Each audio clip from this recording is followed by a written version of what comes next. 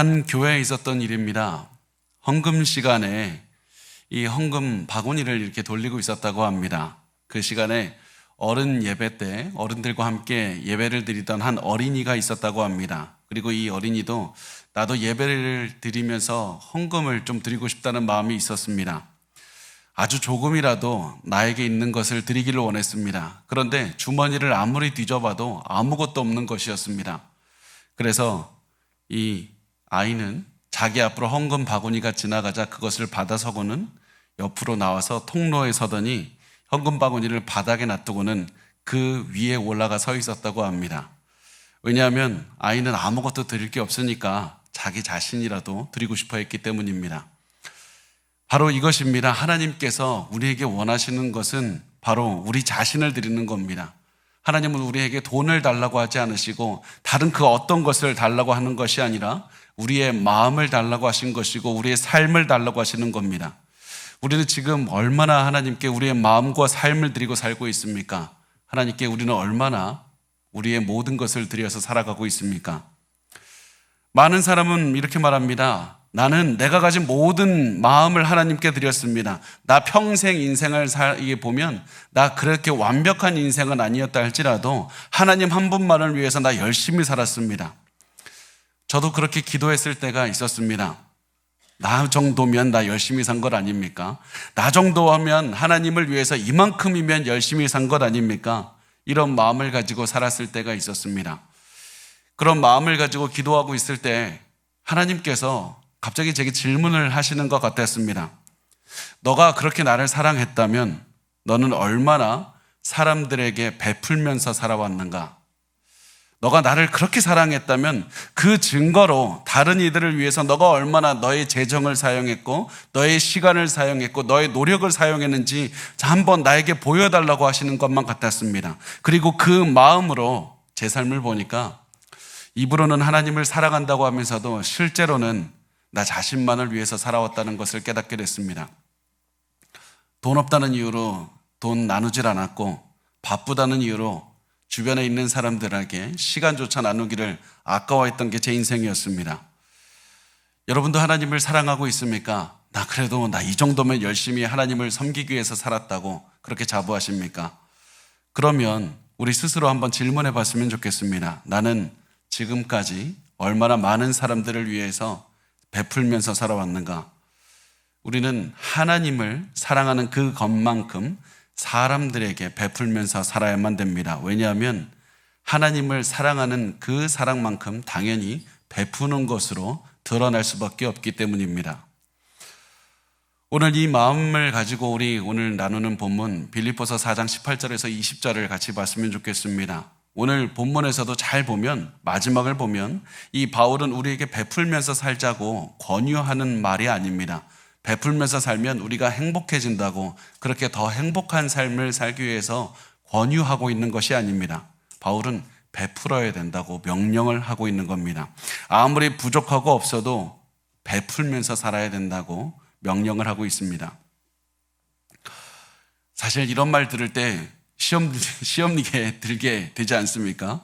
나 쓸 돈도 부족한데 지금 게다가 내가 그나마 시간이 나면 가족들을 위해서 쓰기에도 바쁜데 어떻게 내가 이렇게 부족한 시간과 부족한 재정과 부족한 것들을 다른 사람들에게 나눠주면서까지 살 수가 있습니까?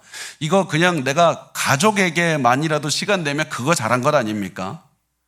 사실 이것이 우리의 솔직한 마음일 겁니다. 그런데 바울은 우리 이런 마음을 모르고 우리의 상황도 모르면서 무조건 베풀면서 살라고 강요했던 것이 아니었습니다. 바울은 그 누구보다도 부족한 중에서 베풀면서 살아가는 삶에 대해서 잘 알고 있었습니다. 왜냐하면 바울은 예수님을 위해서 사는 동안에 항상 부족함을 체험했기 때문이었습니다.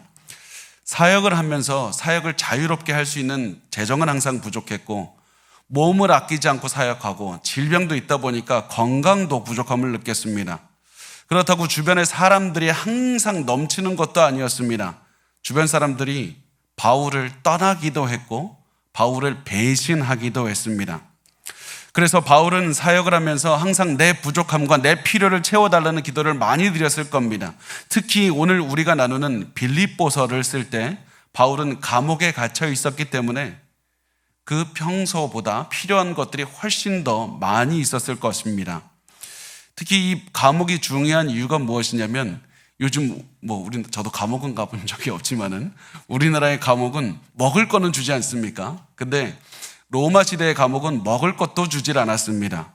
로마의 감옥에 들어가면 가족이나 친구들이나 아는 사람들이 이 먹을 것을 주어야만 했고 도와주는 사람 없으면 굶어야 되는 겁니다. 게다가 바울이 지금 당시에 자택 구금을 당하고 있어서 이 얘기가 무슨 얘기냐면 이 집에 살기 위해서 매일 이게 돈을 내야 된다. 이 돈을 집세를 내야 된다는 것이었습니다. 그래서 바울은 이 갇혀 있으면서도 재정적으로 많은 후원이 필요했습니다. 그리고 이 빌립보 성도들은 바울의 사정을 알고 재정적으로 후원을 합니다. 그렇다고 바울을 후원했던 빌립보 교회가 돈이 많은 교회였느냐? 그거 절대 아니었습니다.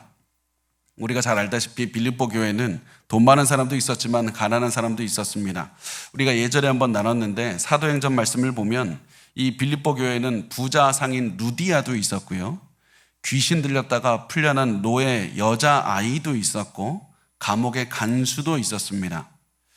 이렇게 사람들이 십시일반 헌금을 모아서 바울을 후원하기 위해서 모았고 또 그 돈을 에바브로디도라는 사람에게 주면서 바울에게 좀 전달해 달라고 이렇게 얘기를 했습니다. 그리고 에바브로디도는 자신이 직접 이 헌금을 가지고 바울에게 전달을 했던 겁니다.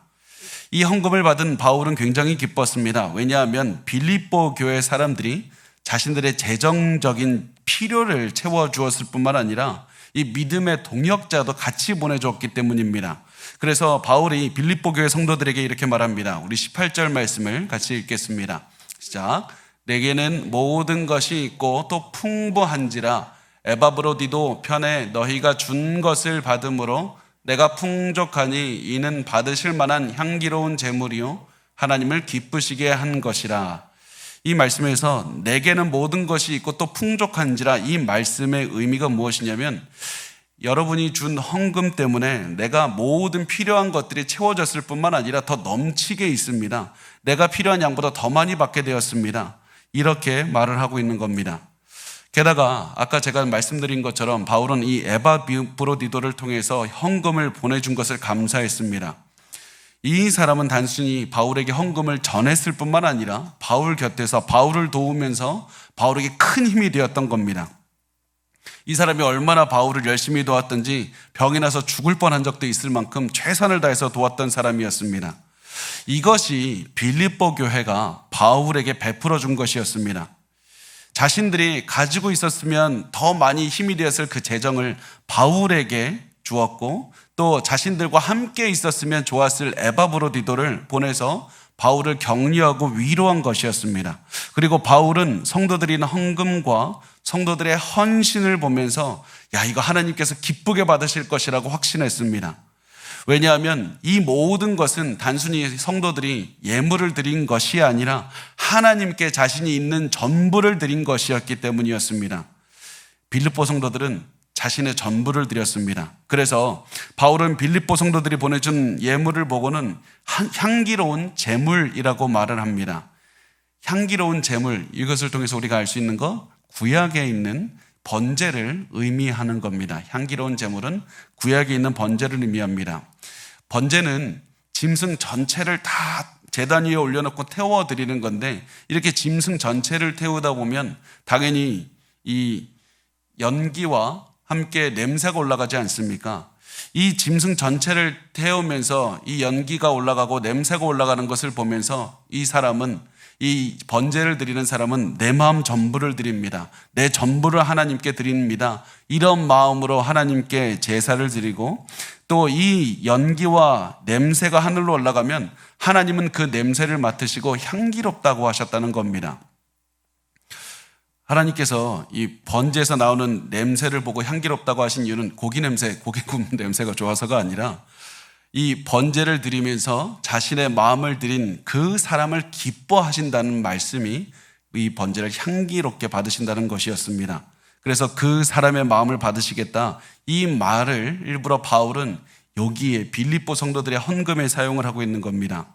바울은 빌립보 교회 성도들이 드린 예물이 향기로운 제물이라고 말하면서 이 헌금을 하나님께서 기뻐하실 뿐만 아니라 너희의 마음도 받으셨다, 이렇게 말을 합니다.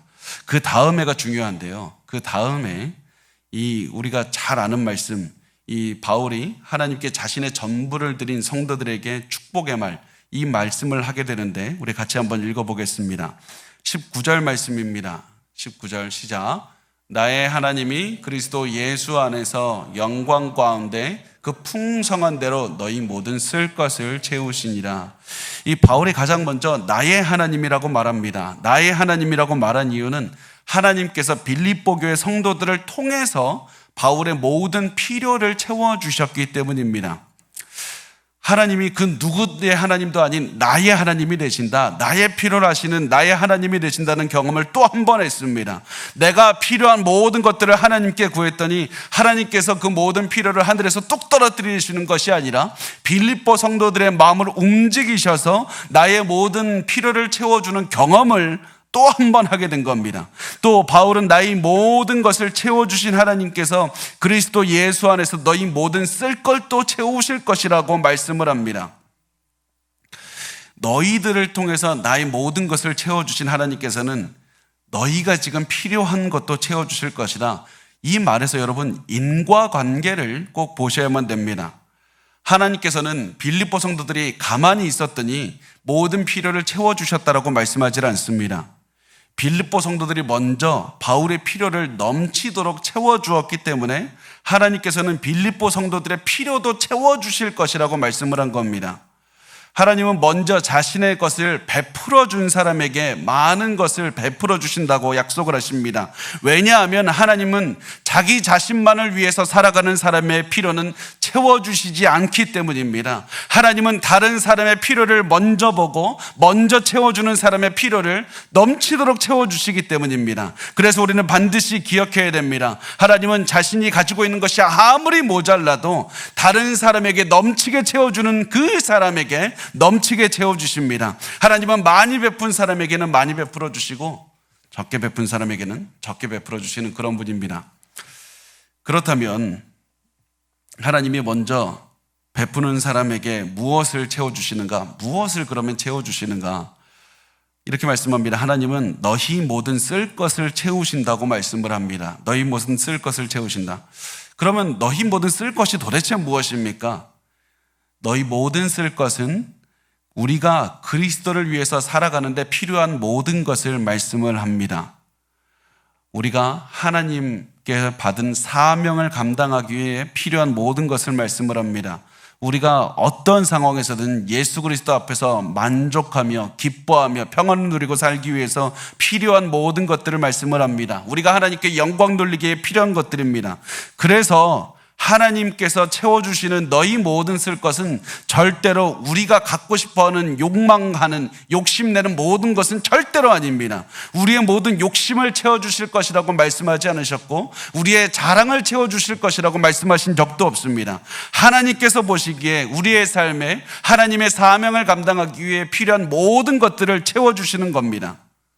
그런데 많은 분들이 이 말씀을 오해합니다. 많은 사람들은 이 말씀 보면서 하나님이 내가 기도했더니 그 고급 스포츠카 나에게 채워주실 것이고 골프장 회원권도 채워주실 것이고 수십억 아파트도 나에게 채워주실 것이다, 이런 의미로 생각합니다.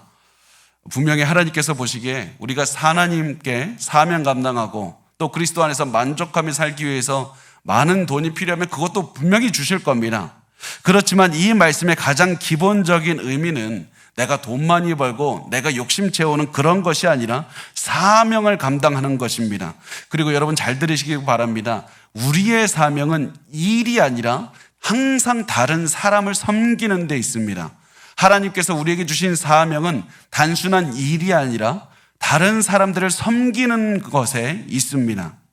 다른 사람을 섬기기 위해서 우리가 받은 복을 흘려보내는 것을 위해서 우리에게 모든 필요한 것들을 채워주시는 겁니다. 그 채워주시는 것을 또다시 흘려보내고, 그래서 하나님께서는 우리를 절대로 복의 종착지가 되기를 원치 않으시고 복을 흘려보내는 그런 우리가 파이프가 되기를 원하시는 겁니다. 하나님은 우리가 복을 받고 끝내기를 원하지 않으시고 복을 전달하는 사람이 되기를 원하십니다. 그리고 그것이 우리가 복 받기를 원하는 이유가 되어야 됩니다. 내가 다른 사람에게 복이 되기 위해서, 복을 전달하기 위해서 내 모든 필요를 채워달라는 그 기도를 지금 우리가 해야 되는 겁니다. 그래서 하나님은 평생 다른 사람의 필요를 채우며 살았던 바울에게 이 바울의 필요한 것들을 빌립보 성도들을 통해서 채워주셨습니다. 그리고 바울의 필요를 채워주었던 빌립보 성도들의 필요도 또 다른 성도들의 통해서 이 빌립보 성도들의 필요를 채워주었을 겁니다. 이렇게 해서 하나님은 하나님의 자녀들이 서로에게 하나님의 복을 주시는 그 복 전달하는 사람이 되기를 원하셨던 겁니다. 부족한 가운데에서도 하나님의 베풀어 주심을 믿고 넉넉하게 베푸는 인생을 살기를 원하셨다는 사실입니다. 사실 굳이 제가 말씀드리질 않아도 이렇게 남들에게 마음 같아서는 넉넉하게 돕고 싶을 겁니다. 넉넉하게 나눠주고 싶을 겁니다. 그렇지만 우리가 막상 도우려고 하면 우리의 마음을 불안하게 하는 것이 있지 않습니까? 혹시나 하나님이 내 필요 채워주시지 않으면 어떻게 할까? 이런 불안감이 들지 않습니까? 야, 내가 하나님께서 감동 주셔서 넉넉하게 내가 베풀어 줬는데 정작 내가 필요할 때 아무도 나에게 베풀어 주지 않으면 나 어떻게 해야 되나? 이런 고민이 들지 않습니까? 이런 고민을 하고 있는 우리에게 바울은 이렇게 말합니다. 하나님은 그 풍성한 대로 너희 모든 쓸 것을 채워주시리라. 그 풍성한 대로 채워주신다는 말씀의 의미를 좀 잘 설명하신 분이 있는데요. 제가 보니까 휘튼칼리지 교회를 담당하셨던 켄트 휴즈 목사님이라는 분이 계신데요. 이분이 이렇게 설명을 하시더라고요. 만약에 내가 100만 원 가지고 있는데 그냥 그 중에서 10만 원을 떼어서 다른 사람에게 줬다면 그것은 풍성한 중에서 그냥 조금을 나누어 주는 것이다. 그러나 나 엄청나게 돈이 많은데 여기서 백지수표를 주면서 여기서 원하는 대로 쓰라고 한다면 그것은 오늘 말씀처럼 내 풍성한 대로 주는 것이라는 겁니다. 이와 마찬가지로 하나님께서는 엄청나게 많이 가지고 계시는 중에서 조금 우리에게 나누어 주시는 것이 아니라 우리에게 백지수표를 주는 것 같이 우리에게 모든 필요한 것들을 항상 넘치도록 채워주시는, 풍성하게 채워주시는 그런 하나님입니다. 모든 것을 무한대로 가지고 계신 하나님께서 우리가 필요한 대학으로 필요한 만큼 부어주신다는 사실을 항상 기억하라고. 그래서 바울은 두려워할 필요 없다, 불안해할 필요 없다. 하나님께서 베풀어 주지 않으셨다면 그것은 우리에게 필요가 없는 것이고, 베풀어 주셨다면 하나님은 또 그것을 통해서 하나님의 영광을 드러내는 데 사용하실 것이다. 항상 하나님의 뜻을 집중하고 살라고, 감사하며 항상 기회가 있을 때 베풀며 살라고 말씀을 합니다. 바울은 이렇게 말한 다음에 감사의 찬양을 드리면서 말씀을 마칩니다. 우리 20절 말씀 같이 읽겠습니다. 시작. 하나님 곧 우리 아버지께 세세 무궁하도록 영광을 돌릴지어다. 아멘. 바울이 마지막으로 뭐라고 합니까? 하나님을 우리 아버지라고 부릅니다. 19절 바로 앞절에 보면 나의 하나님이라고 불렀습니다. 그런데 이제는 나의 하나님이 아니라 우리 아버지라고 하나님을 부르고 있는 겁니다. 그 이유는 바울은 확신했기 때문입니다. 하나님께서는 나의 필요를 채우실 뿐만 아니라 우리 모두의 필요를 아시고 넉넉하게 채워주시는 아버지가 되신다, 이 사실을 확신하고 있었기 때문입니다. 그래서 바울은 빌립보 성도들에게 아버지께 영광을 돌릴지어다 이렇게 명령하는 겁니다. 너희가 이렇게나 많이 베풀었으니 하나님께서는 반드시 너희의 모든 필요를 넉넉하게 채워주실 것이다. 그러므로 너희는 하나님을 믿고 반드시 하나님께 영광을 돌려야 된다. 너희는 반드시 하나님을 찬양해야 된다. 이렇게 말을 합니다. 그리고 바울의 명령을 들은 빌립보 성도들은 하나님을 찬양했을 겁니다. 그럼에도 불구하고 이들은 여전히 가난했습니다. 그나마도 가진 돈을 헌금으로 바울에게 드려서 더 어려워졌을 겁니다. 그렇지만 이들을 기쁘게 했던 것, 이들을 찬양하게 했던 것은 하나님이 우리 하나님이라는 사실을 믿었고 이 하나님께서 우리 아버지라는 사실을 믿었기 때문이었습니다.